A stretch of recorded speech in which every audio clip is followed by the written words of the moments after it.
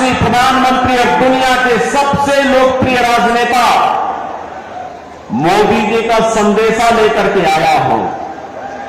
और संदेशा ये लेके आया हूं कि 4 चरणों के चुनाव पहले ही संपन्न हो गए थे, 5वां चरण आज चल रहा है।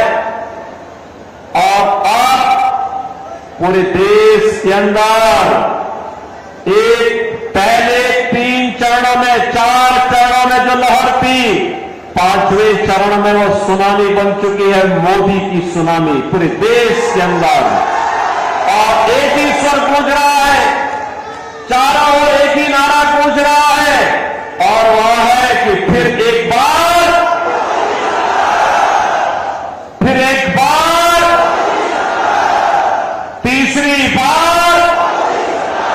तीसरी बार,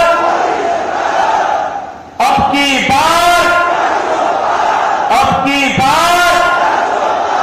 जब हम 400 पार की बात करते हैं तो बहन और भाइयों कांग्रेस को चक्कर आने लगता है।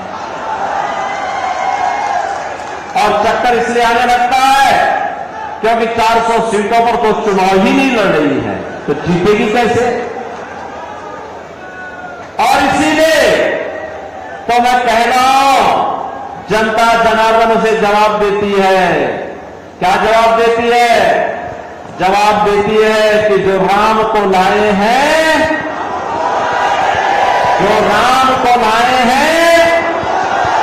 पूरे देश से एक ही आवाज है। और बहनों, विरासत और विकास की अद्भुत संगम, अयोध्या में रामलला आ गए। और कांग्रेस को तो सत्ता की इतनी जल्दी थी कि करतारपुर साहब को ये भूल गई थी। और तो मोदी जी आए, तो मोदी जी ने आने के बाद करतारपुर कॉरिडोर के निर्माण के कार्यक्रम को भी आगे बढ़ाया। गुरु नानक देव की पावन धरा को भी भारत का हिस्सा बनाने का कार्य आगे बढ़ाया।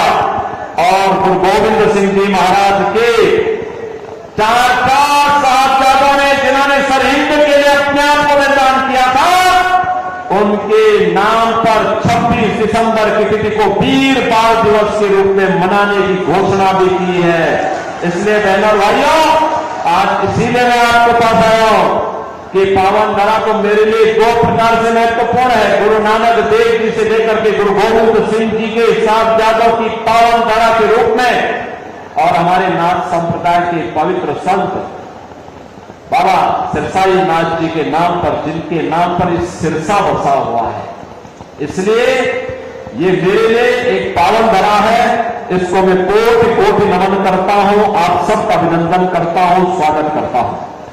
बहनों भाइयों, आज देश बदल चुका है। हमारी पीढ़ी सौभाग्यशाली है कि हम नए भारत के नागरिक हैं, मोदी जी के नेतृत्व में कार्य कर रहे हैं। और जो दुनिया के लिए असंभव है, जो कांग्रेस के लिए असंभव था, वो मोदी जी ने संभव करके दिखा दिया, कर दिया ना। देखो, पहले दुनिया में भारत का सम्मान नहीं बचा था, लोग भारत को शक की निगाहों से देखते थे।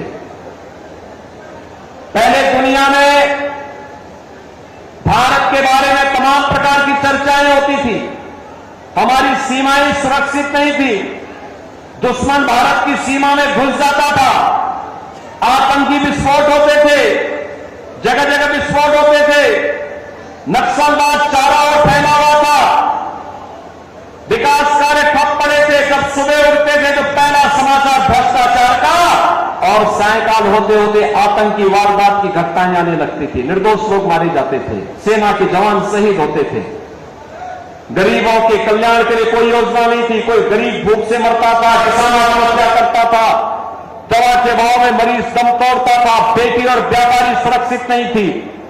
बहनों और भाइयों, पिछले 10 वर्ष में मोदी जी ने भारत की तस्वीर और तकदीर को बदला है। ये तस्वीर और तकदीर को कैसे बदल दिया है? आज भारत का सम्मान दुनिया में बढ़ा है। दुनिया में कोई संकट आता है, लोग दुनिया भारत की तरफ देखती है। सीमाएं सुरक्षित हैं, अब कोई दुश्मन भारत की सीमाओं का अतिक्रमण नहीं कर सकता है, क्योंकि नया भारत है। और आतंकी वारदात तो नहीं होती, इस पे नकेल कसा गया, लेकिन अगर पटाखा भी जोर से फट जाए ना तो सबसे पहले पाकिस्तान सफाई देता है कि नहीं, मैंने नहीं किया है। उसे मालूम है अगर समय रहते सफाई नहीं दी तो ये भारत है, छेड़ता नहीं है, लेकिन अगर कोई छेड़ता है तो उसको छोड़ता भी नहीं है और भयभीत रहता है। बहनों और भाइयों, भय बिनु होई न प्रीति, ये वही है। जब ताकत होती है ना तो हर व्यक्ति शांति और सौहार्द के लिए आपके सामने झुकता है और आज भारत ने दुनिया को एहसास कराया है। विकास के कार्य बड़े बड़े, highway, railway, metro, IIT, IIM, AIIMS, one district one medical college, IIT, NIT, world class university और हर व्यक्ति के स्वास्थ्य के लिए हर घर नल और नल में जल की योजना मोदी जी ने पूरे देश के अंदर लागू कर दी। देखो, कांग्रेस के लोग भूखों मरते थे, गरीबों को भूखों मारते थे, उनका रसीद राशन खा जाते थे। और बहनों और भाइयों, भाजपा की सरकार में 80 करोड़ लोगों को फ्री में राशन मिल रहा है। मैं बोलना चाहता हूं, जो लोग पाकिस्तान का राज आप रहे हैं उनको बोलो, 23 से 24 करोड़ की आबादी का पाकिस्तान भूखों मर रहा है, वहां की जनता सड़कों पर है, तोड़फोड़ आगजनी हो रही है, 1 किलो गेहूं के लिए छीना झपटी हो रही है। और मोदी जी के नेतृत्व में भारत ने 10 वर्ष में 25 करोड़ लोगों को गरीबी रेखा से उभारने का काम किया है। 60 करोड़ लोगों को देश के अंदर 5 लाख रुपए का स्वास्थ्य बीमा का कवर मिल रहा है। 50 करोड़ गरीबों के जनधन अकाउंट खुल गए हैं। 12 करोड़ किसानों को किसान सम्मान निधि का लाभ, 12 करोड़ घरों में शौचालय का निर्माण, 10 करोड़ गरीबों को उज्ज्वला योजना का कनेक्शन और 4 करोड़ गरीबों के मकान बन गए हैं। और मोदी जी ने घोषणा की है, तीसरी बार सरकार बनेगी, 70 वर्ष से ऊपर के हर एक बुजुर्ग को 5 लाख रुपए हर वर्ष स्वास्थ्य के लिए उपलब्ध करवाएंगे।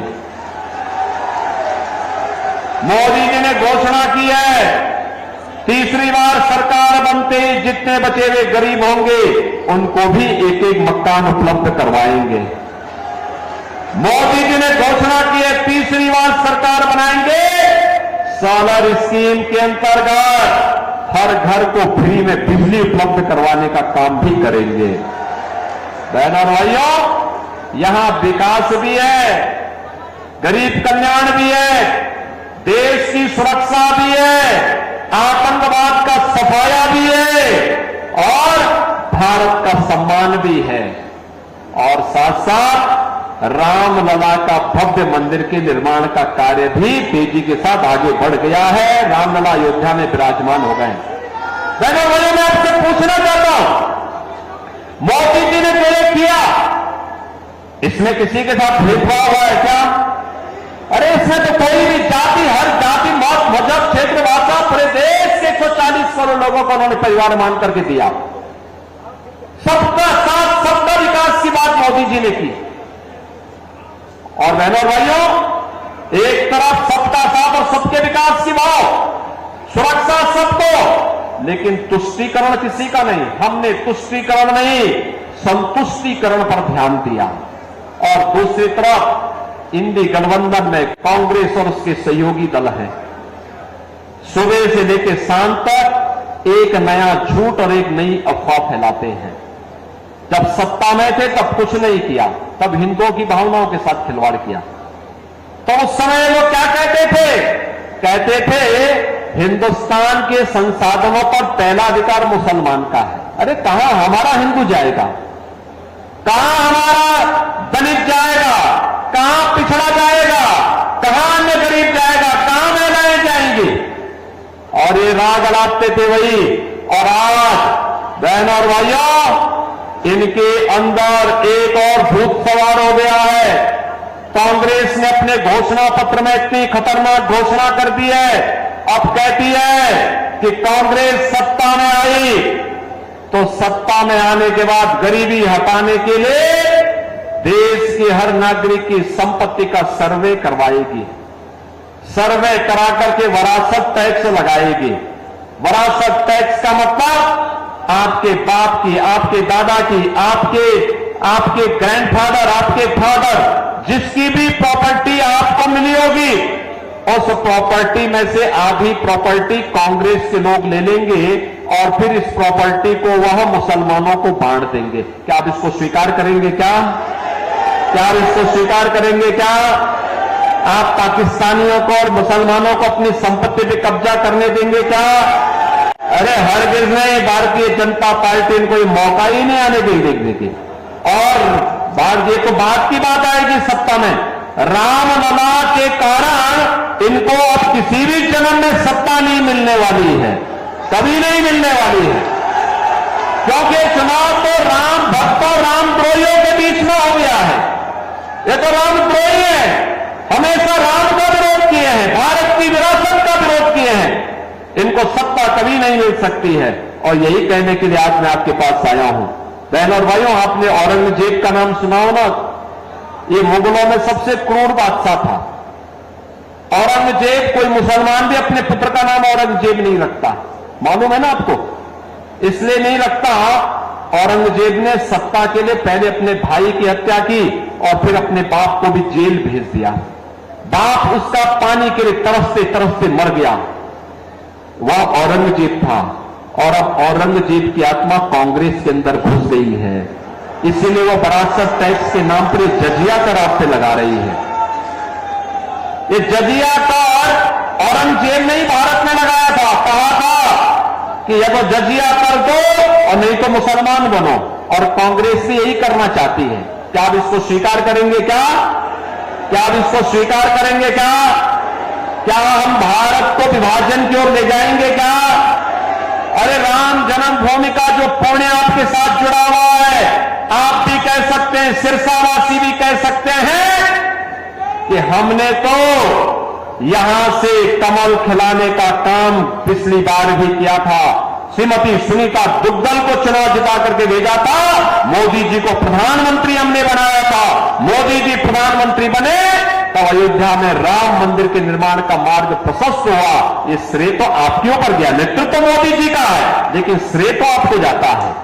ये पुण्य आपको प्राप्त हुआ है, ये पुण्य आपके साथ जुड़ा हुआ है, इस पुण्य से वंचित नहीं होना है। और इसीलिए देश के अंदर जो आवाज आ रही है, वो आवाज यही है, हर जवान से की आवाज है, और आवाज है जो राम को लाए हैं, जो राम को लाए हैं, और राम को लाने वालों को फिर से देश की सत्ता सौंपनी है। सौंपने को तैयार है? सभी सिरसावासी तैयार हैं? सभी लोग तैयार हैं? सहमत हैं? यहां से भारतीय जनता पार्टी के हमारे लोकप्रिय प्रत्याशी, युवा और जुझारू प्रत्याशी श्री अशोक तंवर चुनाव जीत करके जाएंगे। लेकिन बहनों और भाइयों, आपके पास 5 दिन का समय है। इन 5 दिनों में मोदी जी का संदेश घर घर पहुंचाएंगे।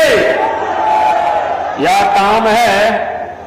पहले मुझे बताओ, कितने लोग हैं जो कमल खिलाने के लिए अपने आप को 5 दिन का समय देंगे? भाई पूरा सिरसा ही तैयार है। अब इसमें मेरी बात सुनो, 2 काम करना है।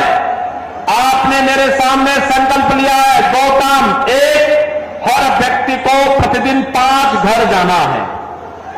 उस परिवार के हर एक सदस्य से मिलकर के उससे कहना है, 18 वर्ष से हर वयस्क मतदाता को बोलना है कि देखो, आत्मनिर्भर और विकसित भारत के लिए हमें मोदी जी को फिर से प्रधानमंत्री बनाना है।